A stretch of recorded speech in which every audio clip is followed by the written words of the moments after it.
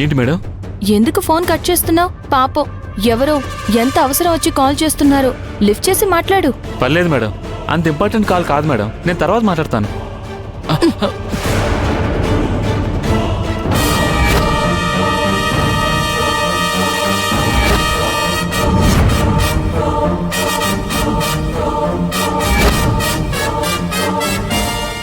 అలేఖ్యనా?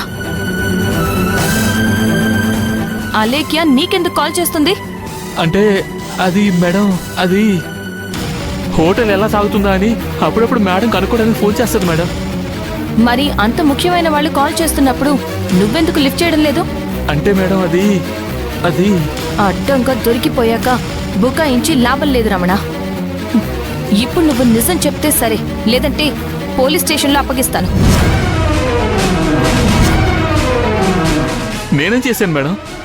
ఏం చేసావో వాళ్లే చెప్పిస్తారులే. హోటల్లో జరుగుతున్న వాటితో నీకు ప్రమేయం ఉందని నాకెప్పుడో అనుమానం కలిగింది. మాధవ్తో నాసిరకం బియ్యం కొనిపించడం, ఉన్న పళ్ళంగా పెద్ద ఆర్డర్ రప్పించడం, కట్టేసున్న ఆ మోసగాడిని వదిలేయడం,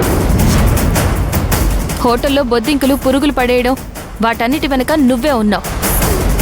కాదు, నీ వెనకాలుండి ఎవరో నడిపిస్తుంటే నువ్విదంతా చేస్తున్నావు. ఆ వెనకాల ఉన్నది ఎవరో, ఎందుకు నీతో ఇవన్నీ చేయిస్తున్నారో పోలీసులే చెప్పిస్తారు. అప్పుడు రాఘవ బావగారి చేతిలో, మాధవ్ చేతిలో నీకు చావు ఉంటుంది. నువ్వే చూసావు కదా మొన్న మాధవ ఆ మోసగాడిని ఎలా కొట్టాడో. అంతకు మించి 100 రెట్లు నిన్ను కొడతాడు. అప్పుడు తప్పించడానికి నేను కూడా అడ్డురాను. మర్యాదగా నువ్వు చేసిన తప్పులు ఒప్పుకుని నిజం చెప్పేస్తే నిన్ను పోలీసులకు అప్పగించను. కనీసం మాధవ కూడా నీ గురించి చెప్పను. పెళ్ళం బిడ్డలు కలవాడివి కాబట్టి క్షమించి వదిలేస్తాను. చెప్పు, అసలు ఏం జరిగిందో చెప్పు. మేడం సారీ మేడం, అంత నేనే చేశాను మేడం. చేసింది నువ్వే అని తెలుసు, కానీ చేయించిందెవరో తెలుసుకోవడం నాకు ముఖ్యం. చెప్పు, ఎవరు చేయించారు? అసలు ఏం జరిగింది? మేడం అసలు ఏం జరిగిందంటే, మనం అనుకున్న ప్లాన్ అనుకున్నట్టు జరగాలి, జరిగి తీరాలి. అన్నదమ్ముల మధ్య దూరం పెరిగిపోవాలి. ఖచ్చితంగా ఎవరో ఒక్కరైనా ఆ హోటల్ వదిలి బయటకొచ్చేయాలి. వాళ్ళిద్దరిని విడగొట్టి ఆ ఆనందాన్ని నేను చూడాలి. ఆ భూమి కళ్ళల్లో ఏడుపు చూడాలి. మేడం అది జరిగింది మేడం, నన్ను క్షమించండి మేడం. ఏదో డబ్బులకి కకృతిపడి అలాగే మేడం చెప్పినట్టు చేశాను, అంతేకాని నాకు మీ మీద ఎటువంటి కక్షలు లేవు మేడం. నీ ఒంట్లో కొంచెమైనా విశ్వాసం ఉందా రమణ? నిన్ను పనిలో పెట్టుకుంది, నీకు జీతం ఇస్తుంది మేమే కదా. నీ కుటుంబం 3 పూట్లా తింటుందంటే ఈ హోటల్ వల్లే కదా. కూర్చున్న కొమ్మను నరుక్కున్నట్టు అలా ఎలా ఈ హోటల్ నాశనాన్ని కోరుకున్నావు? దీన్ని ఏమంటారో తెలుసా? తల్లి పాలు తాగి రొమ్ము గుద్దడం అంటారు. ఈ హోటల్ మీద నువ్వొక్కడివే కాదు, ఎంతమంది బతుకుతున్నారో నీకు తెలుసు కదా. వాళ్ళందరి నోటి దగ్గర అన్నం తీయడానికి నీకు మనసెలా వచ్చింది? నువ్వు చేసింది మాత్రం క్షమించరాని తప్పు రమణ. సారీ మేడం, ఇంకెప్పుడు ఇలా చేయను. నన్ను క్షమించండి మేడం, నన్ను క్షమించండి. సరే సరే లే, వెళ్ళి నీ పని చూసుకో. నేను అలేఖ్య పని చూస్తాను. సరే మేడం.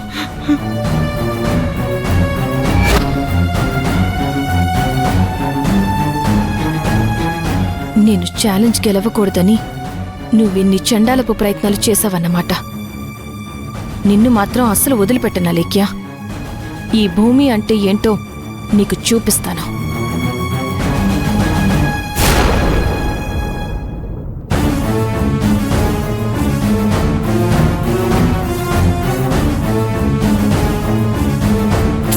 ఏంటి రమణగాడు ఫోన్ రింగ్ అవుతుంది కానీ లిఫ్ట్ చేయట్లేదు.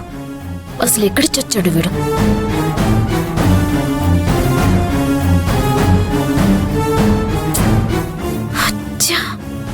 ఏంటి లిఫ్ట్ చేయట్లేదా? దేని గురించి మాట్లాడుతున్నావు? అదే ఎవరికో ఫోన్ చేస్తున్నట్టున్నావుగా. ఎవరికి చేస్తున్నావు ఈ టైంలో? అబ్బే అదేం లేదు, ఏదో మా ఫ్రెండ్కి. ఓ అవునా, ఇంకొకసారి ట్రై చేయి, లిఫ్ట్ చేస్తాడేమో. చేస్తాడు కాదు భూమి, చేస్తుంది అనాలి. ఏదో ఒకట్లే. చేయి కాల్ చేయి. బిజీగా ఉందేమోలే, నేను తర్వాత చేస్తాను. లిఫ్ట్ చేయట్లేదా? సరే, నా ఫోన్ నుంచి ట్రై చేయి. అరే, అంత ముఖ్యమైన కాలేం కాదులే. హోటల్లో బాగా కష్టపడొస్తున్నావు కదా, వెళ్ళి రెస్ట్ తీసుకోపో. నీకసలు సిగ్గుందా? ఏమన్నా? నువ్వు వినింది కరెక్టే. నీకసలు సిగ్గు అనేది ఒకటి ఉందా? ఎందుకు నువ్వింత చీప్గా ఆలోచిస్తావు? అది మన హోటల్ కదా. ఆ హోటలే కనుక మూతబడితే ఇంట్లో అందరి బతుకులు రోడ్డున పడతాయి. దానికి కారణమైన నువ్వు మీ అమ్మ రోడ్లపైన అడుక్కు తినాల్సి వస్తుంది. గుర్తుపెట్టుకో. ఏయ్, ఏం మాట్లాడుతున్నావు భూమి? నువ్వు నోటికేదొస్తుంది మాట్లాడుకో. నువ్వేది చెప్తే అది చేస్తున్నాను. నువ్వు ఏమంటున్నా పడుంటున్నాను కదా అని నీ ఇష్టం వచ్చినట్టు మాట్లాడుతూ తిడుతూ ఉంటే మాత్రం నేను చూస్తూ ఊరుకోను. నేను కారణం లేకుండా, నా దగ్గర సాక్ష్యం లేకుండా ఒక్క మాట కూడా నోరు జారను. ఇప్పుడు కూడా నా దగ్గర సాక్ష్యాలున్నాయి. ఏమున్నాయి? ఇప్పుడు నేనేం చేశానని నువ్వు అనుకుంటున్నావు? నువ్వేం చేయలేదా? ఏం చేశానని నువ్వు అనుకుంటున్నావు? నేను అనుకోవడం కాదు, మళ్ళీ అడుగుతున్నాను. నువ్వేమీ చేయలేదా? నేనేం చేయలేదు. చెయ్యాల్సిన అవసరం కూడా నాకు లేదు.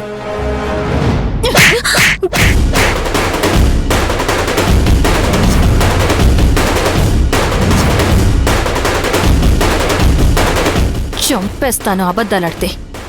కూరల్లో ఉప్పు కారం ఎక్కువ కలపమని రమణకి చెప్పింది నువ్వు కదా? ఫేక్ క్యాటరింగ్కి ఆర్డర్ ఇవ్వమని మనిషిని పంపింది నువ్వు కదా? 1,00,000 రూపాయలు పెట్టి మాధవ్ నాసిరకం బియ్యం కొనేలా చేసింది నువ్వు కదా? నువ్వా మాధవ్కి ఏవో ఒక మాయమాటలు చెప్పేసి ఆ 1,00,000 రూపాయలతో నాసిరకం బియ్యం కొనిపించు. ఇవన్నీ నువ్వే చేసావో అనడానికి నా దగ్గర సాక్ష్యాలున్నాయి. వీటన్నిటికీ మించి మనందరికీ తిండి పెట్టే ఆ హోటల్ని సర్వనాశనం చేయడానికి, ఆఖరికి సీజ్ చేయించడానికి కూడా నువ్వు వెనకాడలేదు. హోటల్ మొత్తం చెత్తా చెదారం పురుగులు వేయించి పాడు చేసి ఇన్స్పెక్షన్కి వెళ్ళమని ఫుడ్ ఇన్స్పెక్టర్కి ఫోన్ చేసి చెప్పింది నువ్వు కదా? ఏంటలేఖ్యా, షాక్ అయ్యావా? ఇవన్నీ నాకెలా తెలుసు అని అనుకుంటున్నావా? నువ్వు ఎవడికైతే డబ్బులు ఎర చూపించి ఇవన్నీ చేయించావో వాణ్ణి పట్టుకుని 4 పీకితే మొత్తం కక్కాడు. ఆ రమణగాడు నువ్వు చేయించిన కుట్రలు కుతంత్రాలు మొత్తం బయటపెట్టాడు. అసలు నీకు కొంచెమైనా బుద్ధి జ్ఞానం అనేవి ఉన్నాయా? బావగారు మా ఆయన కలిసి చిన్నప్పటి నుంచి ఎంతో కష్టపడి ఇప్పటికి ఆ హోటల్ని ఈ స్థాయికి తీసుకొచ్చారు. ఆ ఏరియాలో కమ్మటి భోజనం దొరికే హోటల్ ఏది అని చిన్న పిల్లాడిని అడిగినా సరే మన పేరే చెప్తాడని మనం గర్వంగా చెప్పుకునే స్థాయిలో ఆ హోటల్ని నిలబెట్టారు.